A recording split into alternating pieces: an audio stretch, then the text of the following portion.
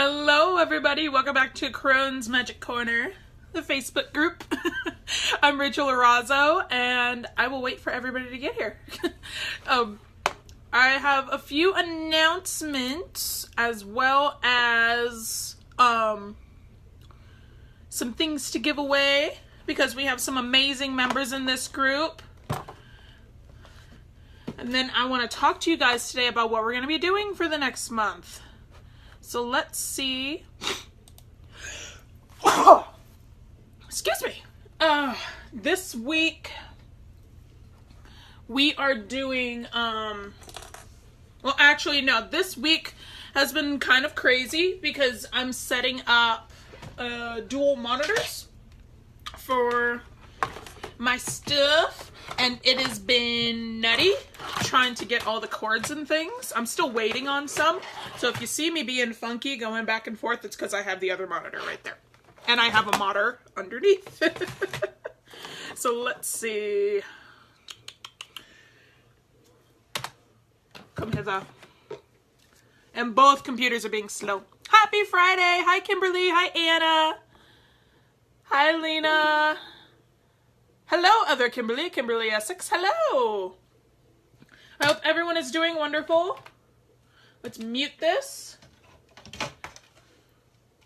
And let's get comments up over here so that I have it. Hi, Rolly. I'm glad a lot of the people that I wanted to talk to today are here.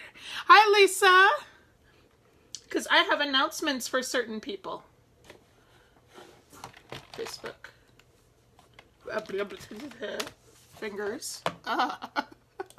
So, first of all, I want to say how amazing everybody's been doing since the workshop last week, because holy crap-a-moly. I've gotten a few people in my inbox letting me know things that they've been going through, and it's been amazing. I applaud you. So many people are doing wonderful. For those of you who went to the workshop, how are you feeling? Did you try out the spreads? Did you try out some of the exercises? Let me know in the comments below how you're doing. Well, I finished pulling up the live stream over here.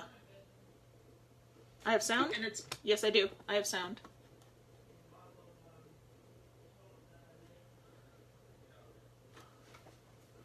Let's see. And I know some people were having issues with feeling like they were crazy when it comes to their psychic abilities, or just trying to figure out what is real and what is not, trying to find their own dynamic. And I applaud everybody that's been going through this and trying to do this. You're absolutely doing wonderful.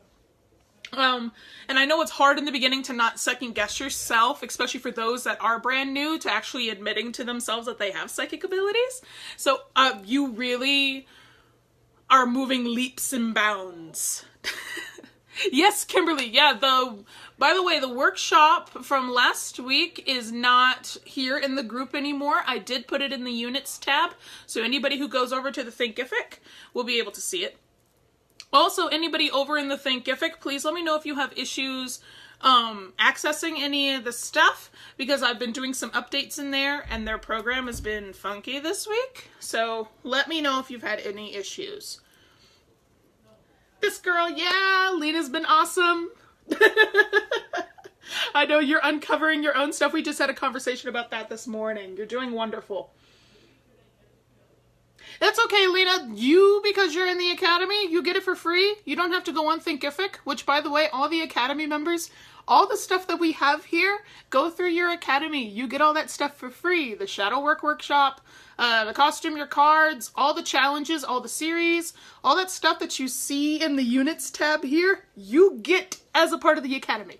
Just to remind you, so go through there. They're usually at the bottom of your stuff and they say bonus. So this one is at the bottom of the Psychic course and it says bonus at the bottom for the Clairs and Wares Workshop.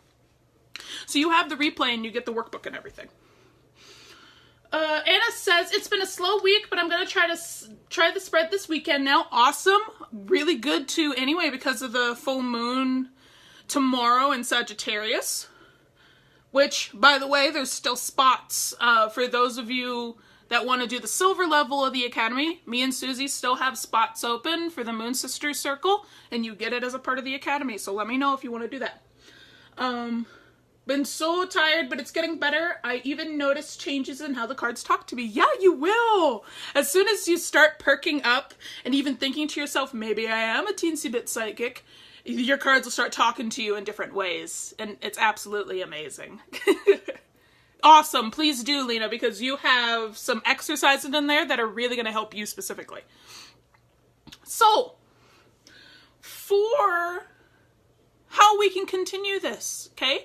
Because I did a checkup on Monday just to see how everybody was doing, really talk to you about your beliefs and how you can turn yourself around with your beliefs and actually believing that you're psychic, because that's a really big step. That literally is the difference between actually getting accurate results and not, is believing whether you are or you aren't. Let me move my stuff out the way. Out the way. Out the way. Got all my stuff in the corner. I can't help the kids' stuff, but I'm putting my stuff out. And now today, I really want to talk to you how you can expedite or just really enhance your personal work when you work with spirits. And there's such a misconception when it comes to spirit work. A lot of people get really, really scared because they're like, ooh, it's the unknown. I'm used to watching paranormal investigators and things being thrown all over the place. I'm used to seeing scary movies with Ouija boards and people who are losing their minds. And it's, no, you're absolutely fine. There's a huge education block and communication block there that we're going to go ahead and fix. So when it comes to using spirits, the reason why I say this really expedites the process is because you are tapping into your psychic sense in order to communicate with somebody that is an ethereal form, which takes a lot more concentration majority of the time than someone sitting right across from you. But also, you sometimes can get more guidance from people that have chosen to stay in ethereal form and not reincarnate, based on just how they are. They have so much more knowledge to give. So let me know in the comments if you actually have done any kind of spirit work before. You could be a medium. There are natural mediums here in this group. I know, Lisa, you're a medium and you're wonderful. I've done some mediumship work as well. It's not one of my natural abilities, but it is really good for myself. And it's very, very handy.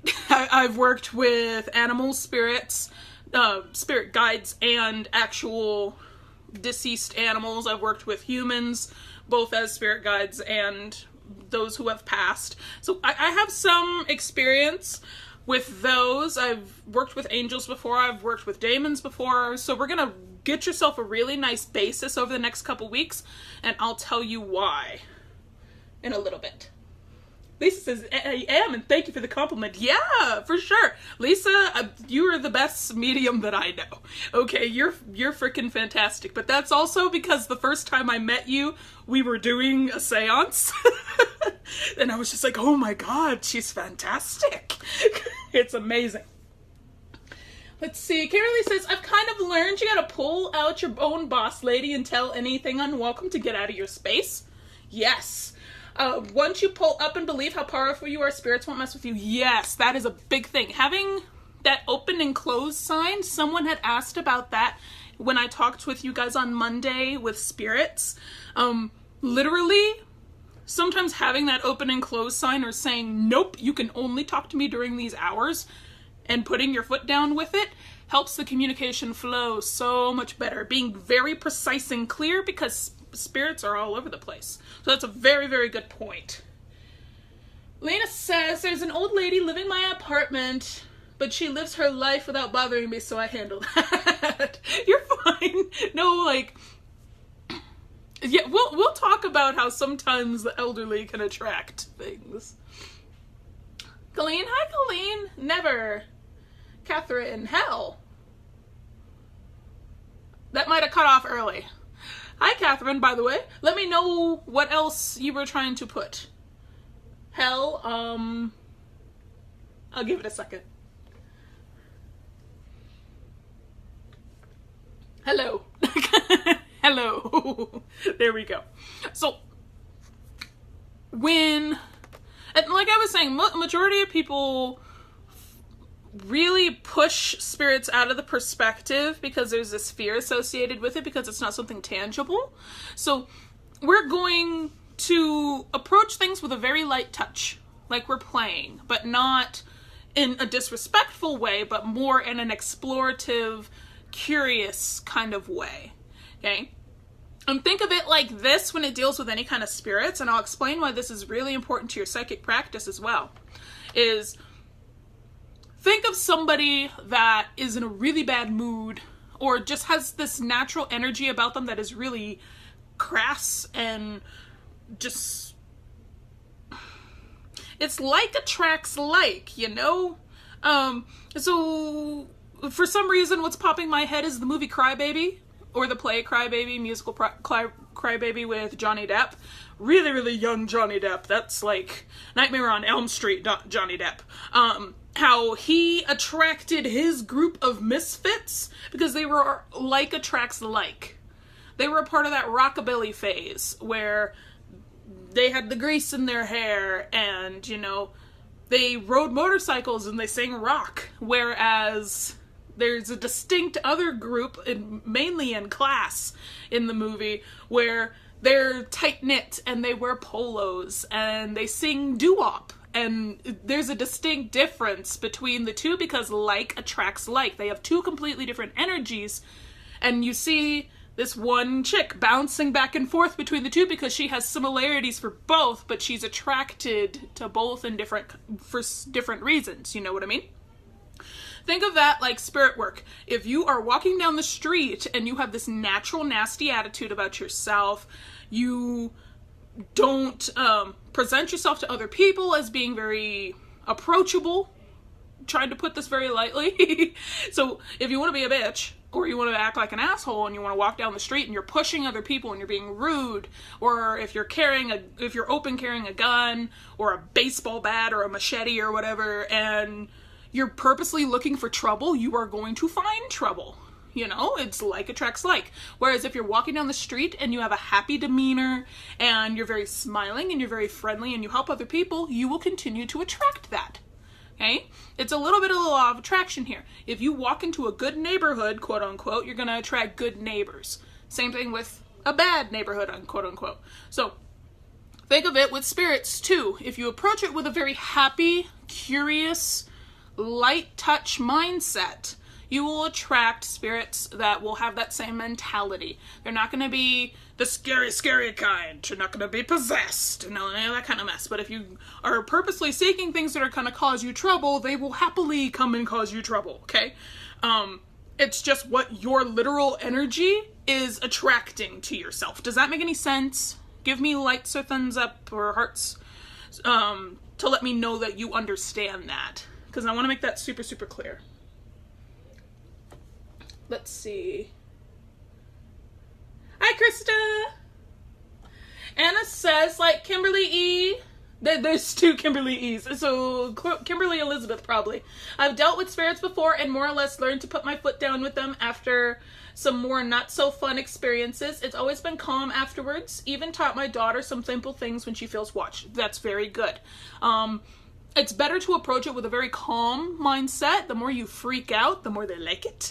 So at least some like it. Because it's extra energy. We talked about energy on Monday where when you're in a high vibrational state and you're really happy, then that's what you're putting out. But if you're in a manic state and you're more scattered, you're going to get the people who like the more scattered stuff drawn to you. So it's a very good thing that you're doing that. Kimberly Elizabeth says, before I moved home, there was something bumping around in the hallway outside my bedroom in my apartment. I finally decided I had enough and told it to get its stuff and move out. Seemed to work and didn't have any issues with it after. Yeah, sometimes we have those moments. That's how come you'll see the memes, and they're very funny, but they're really, really true, on when you first start out as a magic worker or a witch. You're just like, I approach the spirits very calmly, and I ask them to leave this space, and you add in all the herbs and the incense, and you have your robe on, and I cast thine out, and then after a while, you're just gonna pop in a pan, and you say, yo, bitch, get out. You know, I said leave thee. Because it's true. Sometimes just being really straightforward. When I was still in school and I was pregnant with my daughter, even afterwards, we still had a spirit hanging around in where we were living on campus. And it had a habit of turning our stove on. Like, the light would turn on, the heat would be going, and I'd have to tell it, like, hey, I've got a kid in here. Don't do that. I said you could be here as long as you didn't touch shit, so don't touch shit. And it normally would stop. But especially, like, on those days where I was not having shit, it would be gone and it'd go bug our neighbors for a while. Sometimes you need that approach, though. Lena says, this girl, yes, totally, yes, I love this. Yay! I'm glad. Lisa says, my experience is that the energies on the other side let go most of their angst and really just want those left behind to know they're okay. That's very true, especially when it comes to family. Usually attract energies from those who have caused their own transition. Okay, that's a very good point. Depending on your energy, and especially if you're a natural medium, you'll discover that the spirits or the energies that come up to you will be of a particular type. Okay, and this goes for even if you start doing readings for strangers or for clients. For a business or even just for practice, I notice that when it comes to spirits, I'm usually somebody that attracts parents or animals where the relationship wasn't the best with the person that is still living, and they're very tense about it, but they don't want to talk about it. You know, they don't want to say outright that they're sorry, but you can feel it in their energy. When it comes to actual people, I notice it would be women of between like 25 and 39 that are very, that have a kid, were married at some point, or are trying to be married, things like that. You'll notice teensy little things like that, and that's really good because then you know exactly what you like to attract. And whether you like it or not, that's what will naturally come to you. So that's a very good point. I'm glad you brought that up, Lisa. Colleen says, but my daughter does, and it scares her. Okay, sometimes if you are a natural medium, it can scare you. It gets kind of that sixth sense vibe where you're attracting things and you don't know why you are. That's absolutely okay. That's when learning how to have really good boundaries really helps yourself. Like putting up that open and close sign, or imagining that you have a clicker that's turning on, like, because I get the signal for whenever I have any kind of messages coming in through my crown, like a light, and you turn the clicker on, turn the clicker off, or open up the garage door, close the garage door, things like that, where this is a visual cue of, nope, I am cutting myself off, I'm protected right now, and then okay, I will let the walls down and talk to things. Yeah, there are some things that are stronger than others. Stupid notifications. But not all the time. Okay, so I would really work clean, because you are a part of the academy. You have there is a mediumship module. I am more than okay with your daughter going through that with you, because I help give some protections that can help her as well.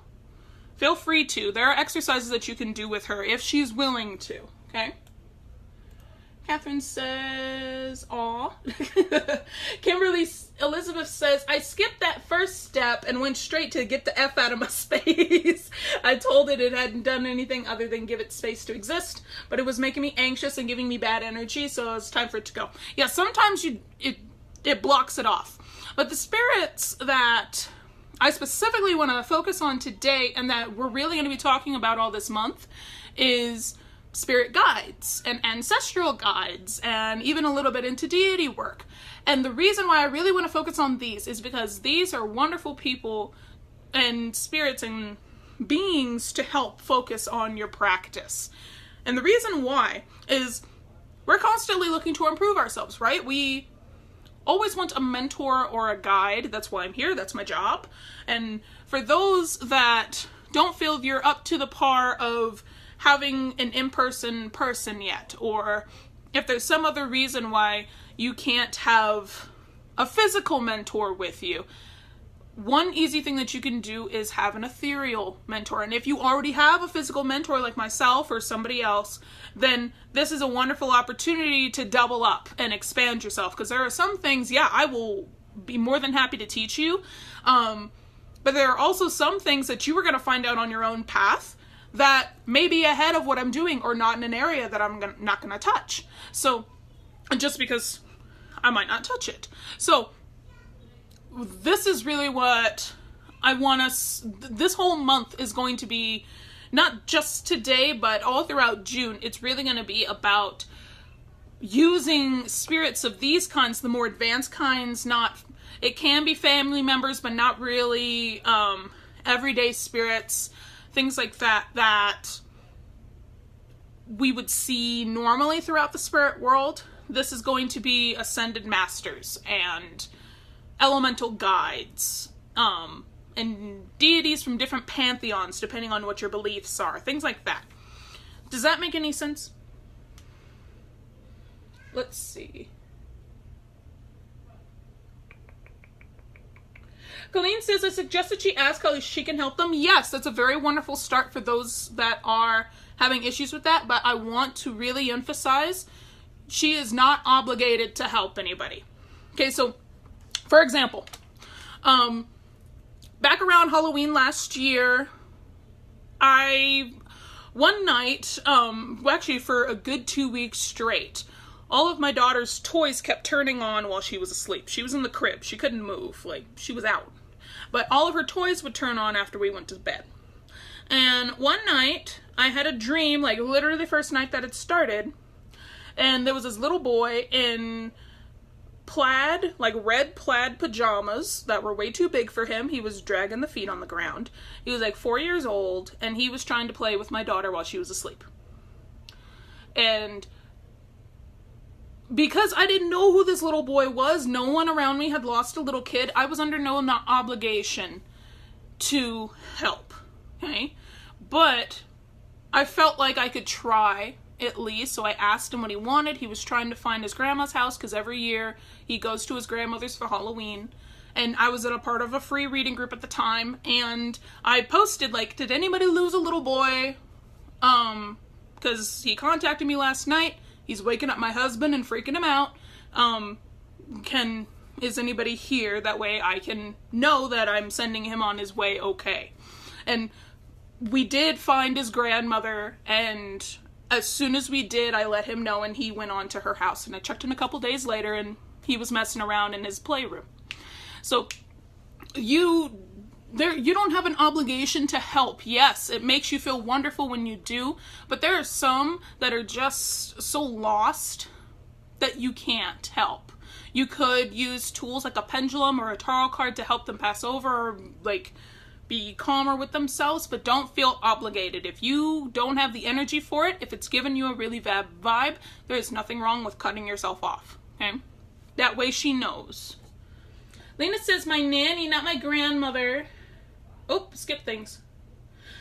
Yeah, Lena said, my nanny, not my grandmother, an older friend of my mom who raised me with her as my spirit guide. Yes! That's a wonderful point. I'll talk more about that in a second. I'm really glad that she did become a spirit guide for you. Lisa says, it's always a challenge when someone asks the why question, especially if they have a Catholic background. They're very glad to hear that their loved one's okay, but it's hard to understand that I'm not dialing into hell and talking to them. Yeah. It makes them rethink their religious beliefs. And yeah, and that's where a lot of the fear comes from. If you are from a really restrictive religious background, not just Christian, but all branches of religion have some really, really strict backgrounds, and you have a hard time with believing in spirits, that's okay. You don't have to touch this branch of improving your practice at all if you don't want to. I'm not going to be offended. You're totally fine. But that this will be some way that some people question their beliefs. That's how come there is such a backlash sometimes when we tell people about what we do, because then that makes them question, if that's what you're doing and you honestly believe in it and it's working, then what the hell am I believing in? And that's a whole other day to talk about. Kimberly Elizabeth says, I agree with Lisa. Empath life is rough. Yes, it is. Lisa had said, it is hard as an empath. Make sure you get those boundaries up. Get those walls. Exactly. Yeah, and it can progress to the point where you see spirits, but let me get back on track, because we could talk about this for hours. So, like Lena was saying, she actually has she has a spirit guide that has done this. So sometimes if you have a family member that's passed on, personally, the way my beliefs go is we are energy, of course, that move throughout a spirit, and we will reincarnate throughout our lives. That's how come we have past lives, and we have soulmates, because we'll connect with other spirits and energies that we've been meeting throughout our life. That's just how I go. That's why I really resonate with the spiritual paths that believe in reincarnation, like Buddhism. I'm huge on Buddhism, and Taoism, and a little bit of Hindu, things like that. So when it comes to our family members, sometimes once they die, they can choose to reincarnate again to continue to try to understand whatever lesson they're going through, or they could choose to not and be an ancestral guide. And it's at that point where sometimes they believe that they have enough that they can teach those who are living that are ready to connect with them. Lena, in this case, you are very ready to connect with your nanny because you're at that energetic level and you're willing to accept it. That's a big part of it. If you sit down and say, I'm ready to talk to my guide, that's a wonderful first step. That's a wonderful, wonderful first step, because then you are putting down your personal barriers. If you say no to something, it puts them up. Yes to something, it puts them down. So sometimes we will have grandparents or cousins or uncles, usually somebody that is really close to us in life, that attaches onto us or onto something near us and then becomes a guide for us whenever we need one. This is really comforting to those who have lost people.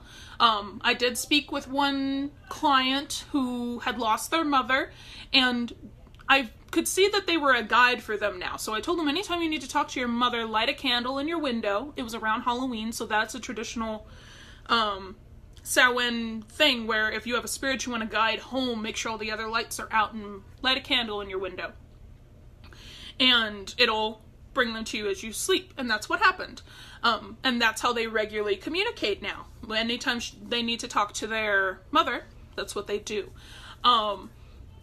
And it can be a very peaceful thing to get yourself started. I have a couple of relatives who have passed that I haven't actively tried to talk to anybody. Just because it doesn't reach for me. A lot of my family was super, super restrictive with their religion. So I haven't even thought of it. I haven't even delved. Maybe after my grandmother passes, I wouldn't call in my mother as a spirit guide unless our relationship gets better. But, things like that.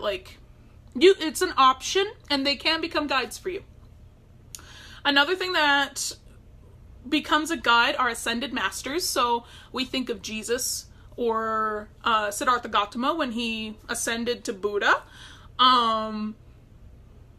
These spiritual leaders that were human at one point, that had this hyper-religious experience, had this epiphany, and then created, now we know them as these historic people. All the popes would be considered ascended masters if their spirits choose to be that way.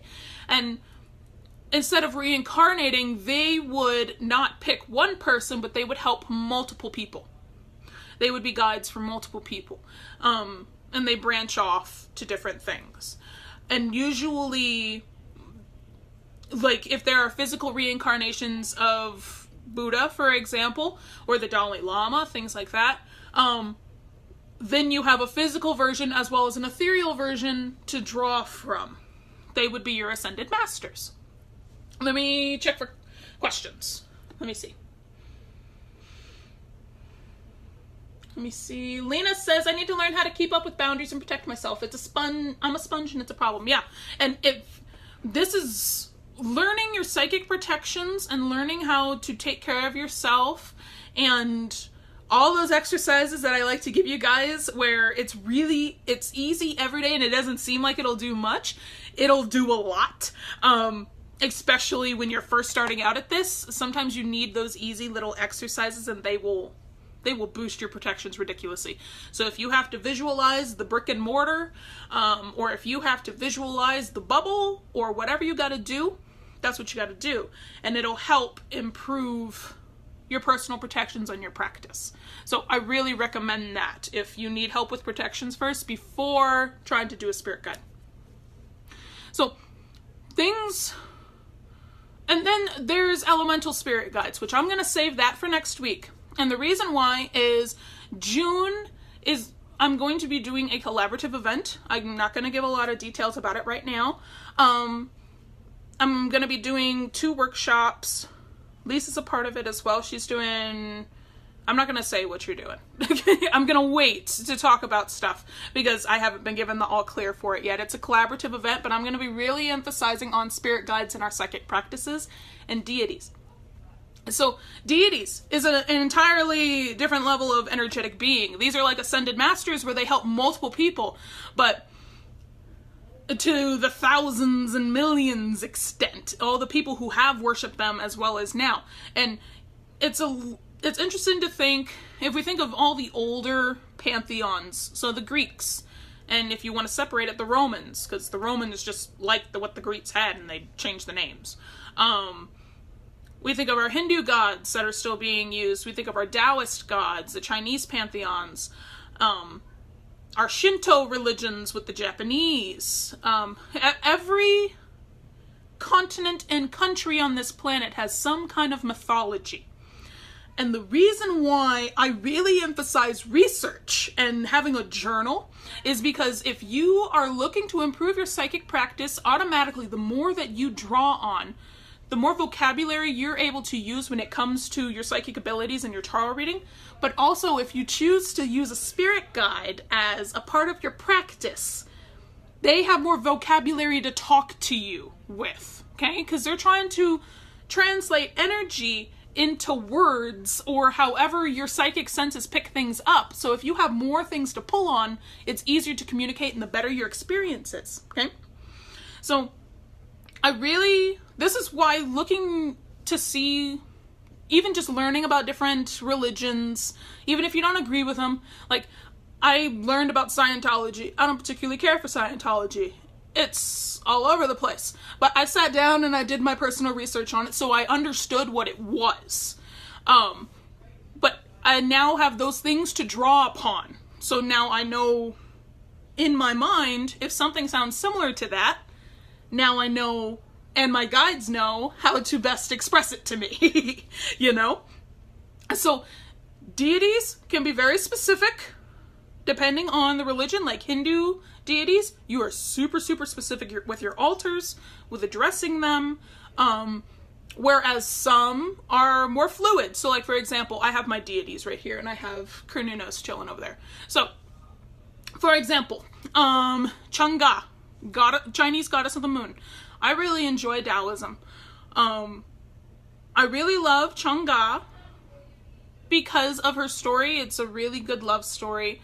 And there's so many different versions of it that it gives you a lot to draw on, and there's so much energy around it. And I love her because she's so simple as well in order to work with her. So you can call on her during any of the phases of the moon. You've seen her mentioned, for example, in the moon landing. There's this transcript of Houston sending to the rocket. You know, we have some people that are calling in from China and saying to look out for this girl on the moon. She should be with a jade rabbit and should be sitting underneath a specific tree. There's a transcript for it. They're talking about the goddess Chang'e. And all she really needs for worship is you need to make moon cakes during the Mid-Autumn Festival, which celebrates her, and eat them with your family. That's all you need. Because she's very, very simple. Whereas Ganesh, the Hindu god of obstacles and breaking down obstacles. He's completely different because he's so strict. There's a specific way they put up their altar, and there's a specific way in which they address their gods. So it really study up if you want to use deities to improve your practice. Really study up on the traditions of their pantheons. I know there are some sects of the Romans where you tie your hair up and you put it in knots and you wear a hairnet. There are very specific ones. It really depends, but it can improve your practice tenfold when it comes to psychic abilities because you're exercising those psychic muscles in order to talk to ascended masters and guides and deities. And if you want to delve into daemons, go for daemons because they're really not that scary. But things like that, you're exercising those muscles and you're drawing on more universal information, more energy from a collective conscious that we all have whenever we enter a meditative state. You get more things to pull on, and it boosts like hell. And each person will attract different things. But does that make sense? Do you guys have questions? I've been talking for a good minute. Yes, do be careful, Amanda. Please don't die. Please don't die. I'm glad that you're listening, though. And I hope your interview went well. So, this is what we're going to be talking about this month. Because introduce one easy way, just to give you one way to introduce yourself to a guide this month, if you really want to, before you go to bed, just say to yourself, I'm ready to receive information from my guides. I'm ready to talk to you if you want to, and go to sleep. And it might not happen the first night. This is when having a dream journal is really good. This is when practicing with meditation and creating astral planes is very good. And I will explain all of this a lot more throughout this month. So this is just really an introduction to this. So keep it going. Be very patient with it. And let me know what happens. You can use your tarot cards to talk to spirits. There are lots of spreads for the workshops that I'll be doing for the month of June. You will receive a spread from me in order to contact your guide. Very simple spread. I use it all the time myself. The same thing with talking with angels. Angels is another thing that we'll touch on a little bit. Just because I don't work with angels a bunch. I know my guardian angel is Raziel and Azael. I have two. It really depends. But there are lots of meditations and spreads in order for you to find out. So I really invite you this month to explore that part of your psychic ability because, again, when we tap into other energetic beings and we want to work with them, that enhances our self, and that's when you're really going to start seeing stuff everywhere. And that's how your readings are going to be a lot more clearer because you're going to see more symbols in them, and you're going to be...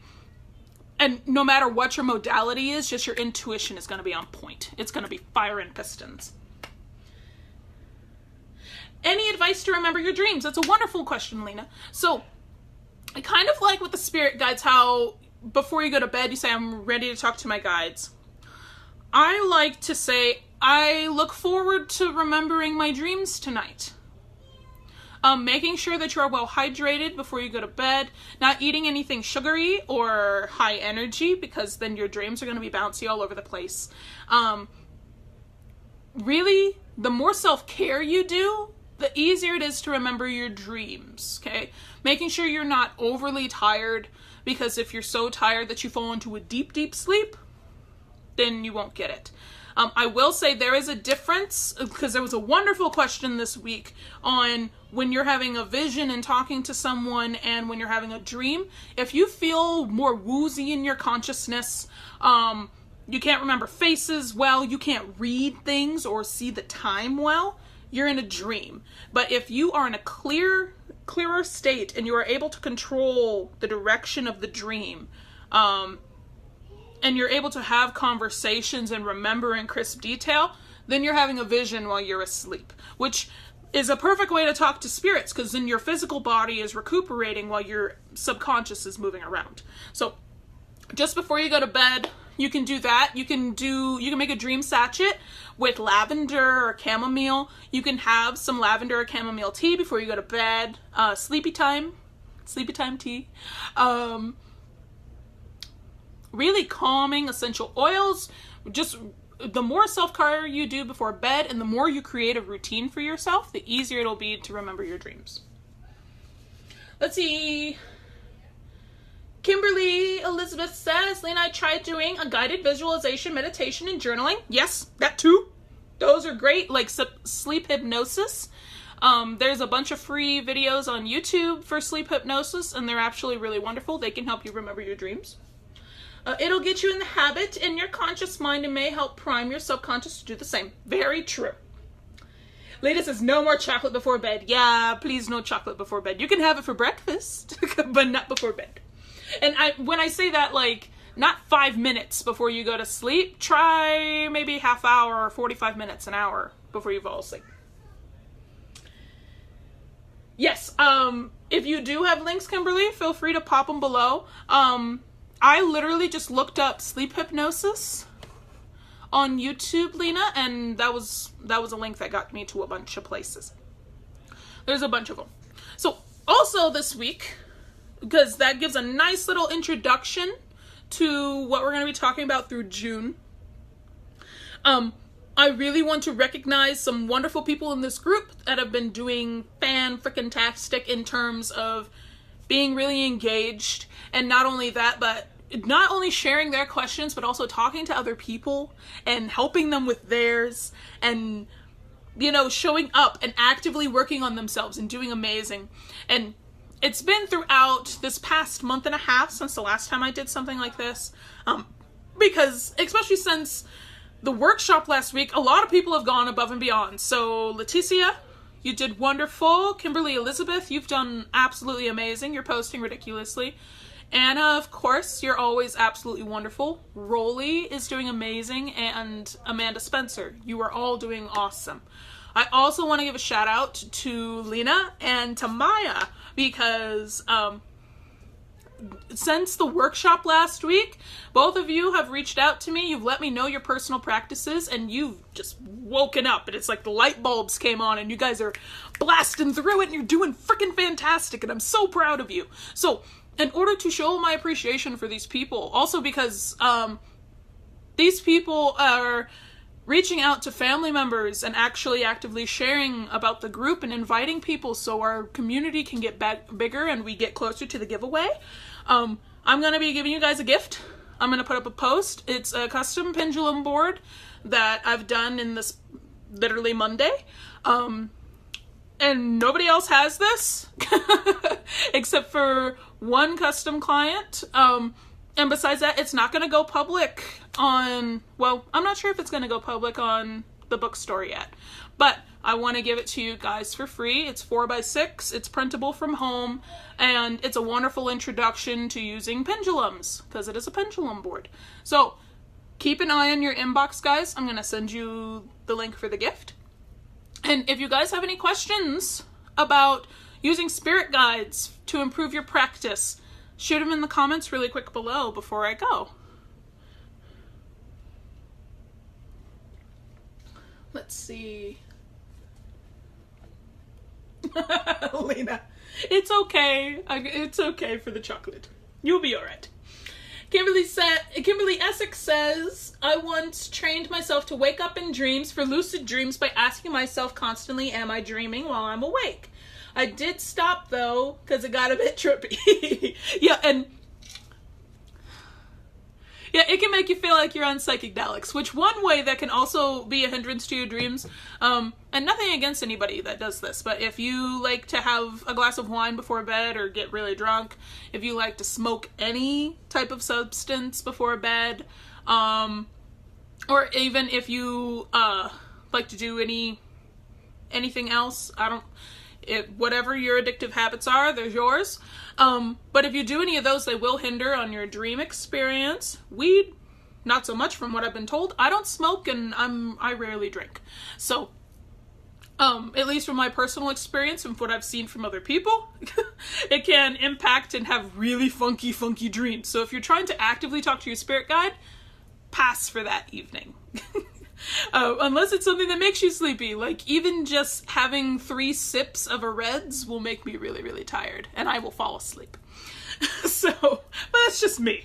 So I really recommend don't having any of those in your system, and it'll make for really easy dream work. Let's see. Okay, Kimberly did share a link. This is one of my favorites. She gets you into hypnosis, into a meditative state. Awesome. The Honest Guys are some of my favorites too. Yeah, I've done some meditations with them too, Kimberly. It's wonderful. Lena says I'll have to find a pendulum now. Awesome part, if you have a necklace, so like my necklace here that has my ring on it, that counts as a pendulum. Or go on the bookstore, the the Crohn's Magic Corner bookstore. You guys can see it in the pinned post. Just click the picture that has it. That'll take you to, I have pendulums on the shop. So if you need one, go over there. Super welcome. How to use a pendulum board? That's a wonderful question. So let me get my own board and I will show you.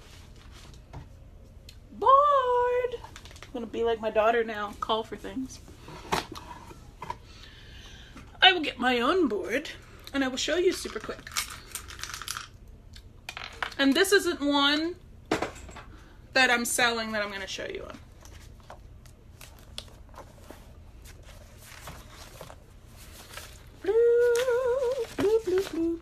Okay. Come hither. Okay, let me show you. Okay, pendulum board. I just drew this up when I first was doing pendulum work in my stuff. So what you do, let's get this a little higher. What you do is I'm just holding the pendulum over the center point. You will see it on your board. Okay. And this is a really basic one for if you haven't programmed your pendulum yet, okay? So what you're gonna do is, let's ask a question. So, do I have a daughter?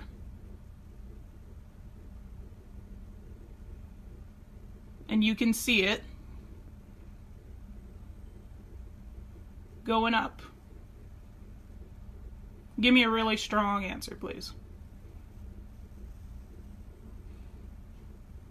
It's going up toward the yes. Okay? And, okay, so let's do another question. Go ahead and be still.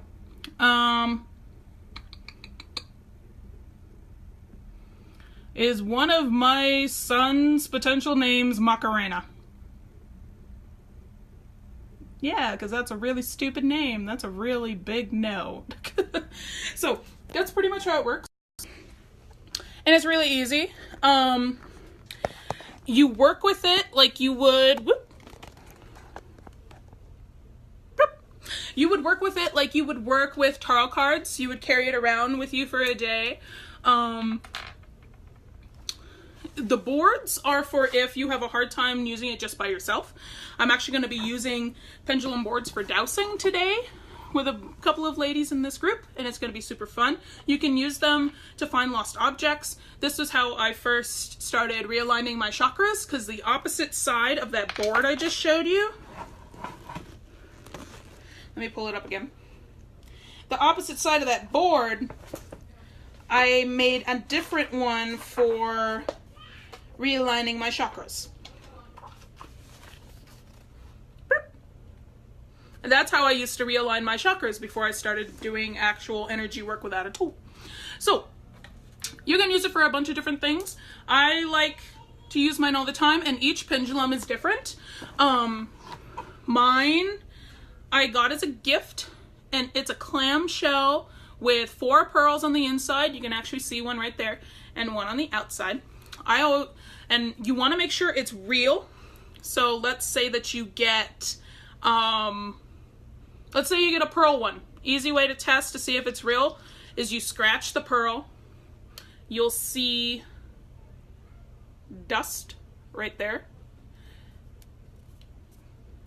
And you'll see that you've scratched up the pearl. If you wipe the pearl and it's okay again, if there's no scratches on it, it's real. If there's still scratches on it or it doesn't give away any dust, it's fake. Just fun fact for pearls from someone who adores them. So Really easy with pendulums. Let me know if you need any help with using it, and I'm more than happy to do a mini workshop on it. Pendulum work is very fun, and especially if you don't have a lot of tools, and even if you want to look for something easy to use outside of a tarot deck, pendulums. Very, very fun. Book. Yes, book. Lena says, I smoke pot for chronic pain, never had weird dreams. Okay, that's fine. Then make sure you're in a really calm state and you should be okay. I'm saying like the movie Grandma's Boy, where they're having the Frankenstein and they're having the funky ones that are laced with all kinds of stuff. Linda says, but what happens when your hands are shaking like mine still? Yes, it can be. You can also get a metal rod. I'm practicing on how to do this. You get a metal rod and you hang the pendulum from it and you barely touch it, and it's still an energy conduit because it's just your energy telling you what it wants to do. I'm still practicing with that. I need to get a pure metal rod and nothing else on it, like plastic or wrapping or anything. And it's super, super fun. I just want to sit at my desk and have it right here and just be like, tell me the answer to the question. Yes, it'll tell me the answer to the question. So, different things that you can use. Let's see. How do you program a pendulum? The easiest way to do it, Amanda, is to carry it around with you. And then after that, what I was just doing, even just by yourself, ask it yes and no questions. Things that are true and things that aren't true. And then that will help program it. If it doesn't move, so let's say this isn't moving, then what you're going to do is be like, you're going to move this direction, whatever direction you want, for yes, and you're going to let it go for a minute. Stop. Faster. Thank you. And you're going to move this way for no, and then you're going to move this way for maybe. Sometimes it'll go diagonal, sometimes it will go different directions. Sometimes it might have a name. Like if you're dreaming, or if you have the pendulum board, like the one I'm going to give you guys has letters on it, it can spell out its name. But one thing that I used to do, especially when it comes to working with spirit guides, is I would use my pendulum to talk to my spirit guide and have my spirit guide move it for me. So it really just depends. But programming it is super, super easy. I carried mine around for a day in my pocket or in my bra. Super, super easy. Let's see. Anna says, healing with pendulum, chakra balancing, finding different energies, colors, your own health, and so on. Been trying many different things with it through the years. Yeah, it's a very versatile tool. I'm going to use it for finding lost objects today, which that's a first. I normally don't use it to find places. So that's going to be super interesting. I'm excited. Linda says, I guess you would program it as you would a program a stone, asking it what you would want it to do for you. Yeah, you can. Only the things with it, especially if you get a crystal one, how crystals have specific energies for itself, sometimes that'll change the purpose of the pendulum. So if you get a chakra pendulum, that one mainly would be used for chakra reading, or for chakra realignments and healings.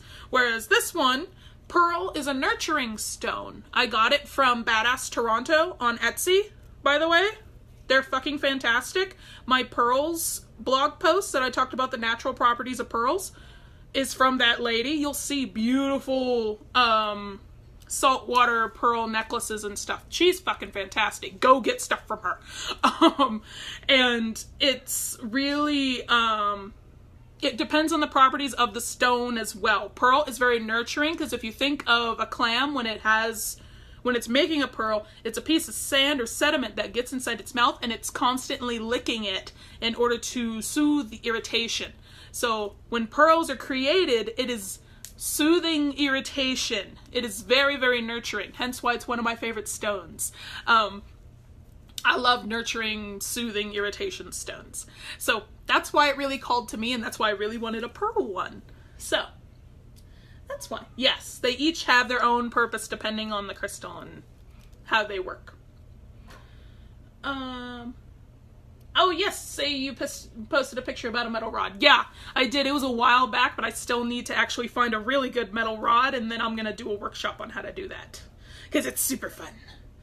Let's see, Lisa said, I have 4 of them. Each of them has its own purpose. Yes, I used to have an onyx one, but that broke. So that told me that stone was done. It dealt with too much stuff. And it says, prefer divination rods for finding items or energy, finding auras. Yeah, divination rods are very similar to a pendulum. Only instead of 2 metal rods that you're holding one thing and it moves in the direction. So like, where's the flowers? It's over there. I have flowers over there. So, things like that. But yeah, I will send the link to everybody so they have it. I hope you really, really enjoy. If you have any questions on how to use spirit guides with your tools, or if you have questions about pendulum stuff too, pop a comment below or post it in the group. And if you interact, if you engage, then we get closer to the giveaway where I give away really amazing things. And then on top of that, you'll get fantastic prizes like this, okay? You just got to participate in the group, ask questions, help other people. A lot of people have been doing really well with that, and I'm glad. Keep it up.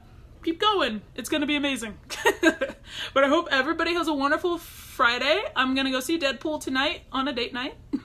And then for those who want to be a part of the Moon Sister Circle tomorrow, it's 10 a.m. Mountain Standard Time. But you have to be silver level in the academy. So shoot me a message if you want to be a part of it. And that'll get you a part of the academy and that. If you want a one-time pass to the Moon Sister Circle, shoot me a message and I'll let you know how much it is. Have a wonderful rest of your weekend, guys. Bye.